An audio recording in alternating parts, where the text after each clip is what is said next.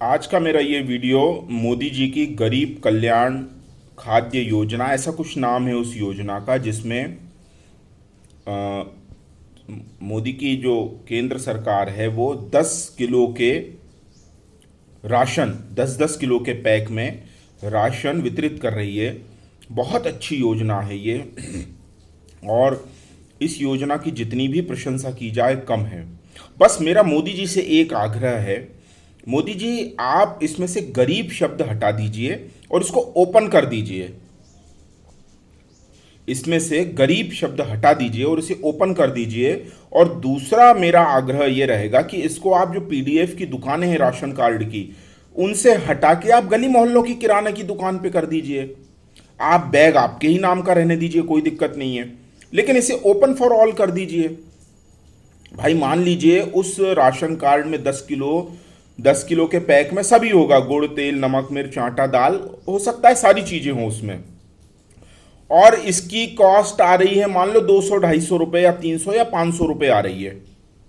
आप मान लेते हैं इसको 500 रुपए आ रही है, एक रख लेते हैं। 10 रुपए, 10 किलो के अन्न के बैग की, राशन के बैग की, जो राशनिंग में पीडीएफ की दुकानों से बेचा जा रहा है, उसकी जो वाजिब मूल्य है, उसका वाजिब दाम है उसके, वो 500 रुपए हैं। ठीक है, तो आप उसका वाजिब मूल्य 500 रुपए रखिए, और जो किराना दुकान जो है हमारे गली मोहल्लों की किराना दुकान है, उन तक आप अप्रोच कर दीजिए। उन दुकानों को ये बेचने के लिए आप ऑथराइज्ड कर दीजिए, अप्रूव कर दीजिए।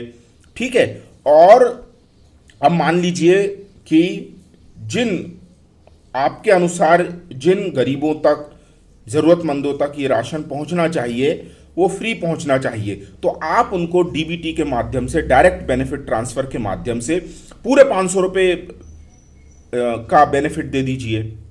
और जिन लोगों को आपको लगता है कि थोड़ा कम में काम हो जाएगा, उनको 50%, 70% या इस तरह से कुछ जो आप निश्चित करते हैं, आपकी कमेटी निर्धारित करती है, इस तरह से आप उसे उनके अकाउंट में डायरेक्ट बेनिफिट के माध्यम से ट्रांसफर कर दीजिए।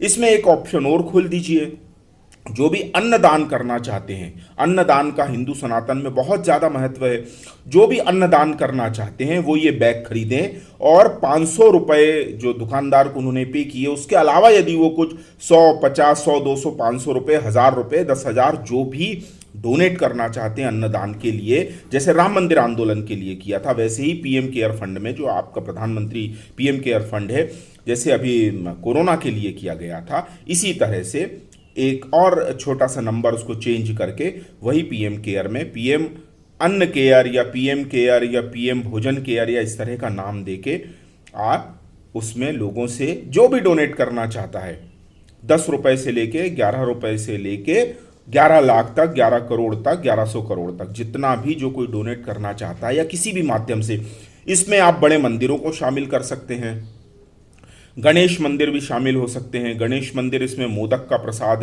है।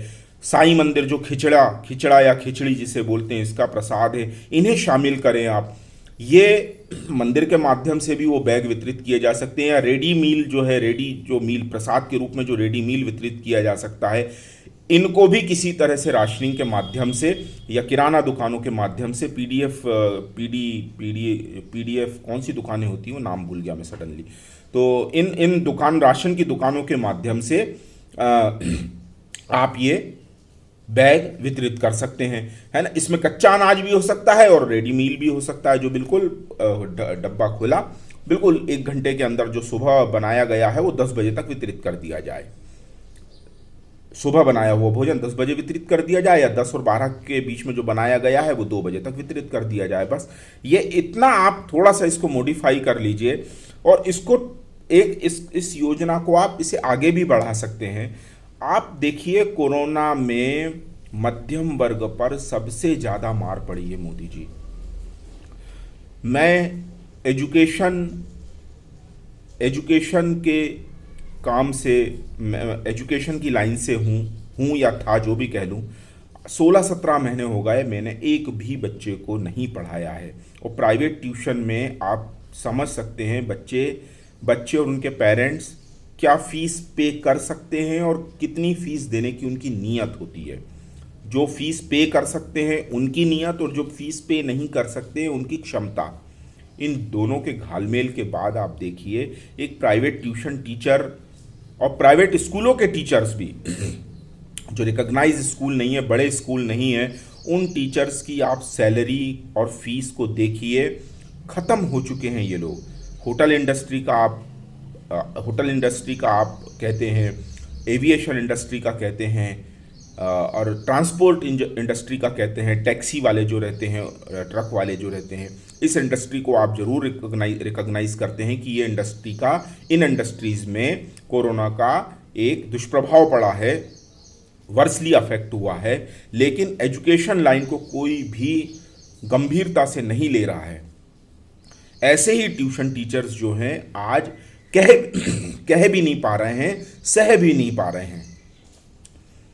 आप ये गरीब शब्द को वहां से हटा के एक सम्मानजनक शब्द रख दीजिए, अन्न आपूर्ति, अन्नपूर्णा, कुछ भी ऐसा नाम इसे रख के राशन की दुकानों से भी दीजिए और किराना दुकानों से भी इसको वितरित करवाइए, और वही चीज़ डायरेक्ट बेनिफिट के माध्यम से आप सर्वसुलभ करवाइए, इसको ओपन फॉर ऑल कीजिए। यही मेरा इस वीडियो के माध्यम से आपसे कहना है।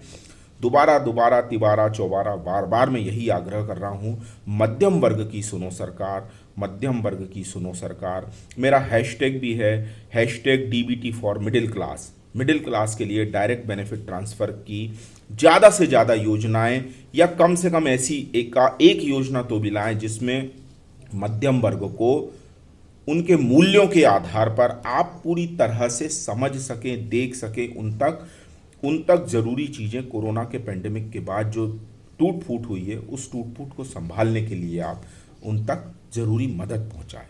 ये वीडियो अगर आपको ठीक लगा है और इस तरह के वीडियो आप चाहते हैं कि मैं बनाता रहूं, तो आप मुझे 9200114611 पर पेटीएम, गूगल, फ़ोनपे के माध्यम से सहयोग कर सकते हैं। और मेरा वीडियो आपको नारायण हरणे के नाम से यूट्यूब पर मिल जाएगा। यूट्यूब पर मैंने पूरी डिटेल दे दी है। ये वीडियो मैं व्हाट्सएप पर भी डालूंगा एज इट इज़, और इंस्टा पे भी डालूंगा। यूट्यूब पर तो रहेंगे ही रहेंगे, और ट्विटर पे भी मैं शेयर कर दूंगा।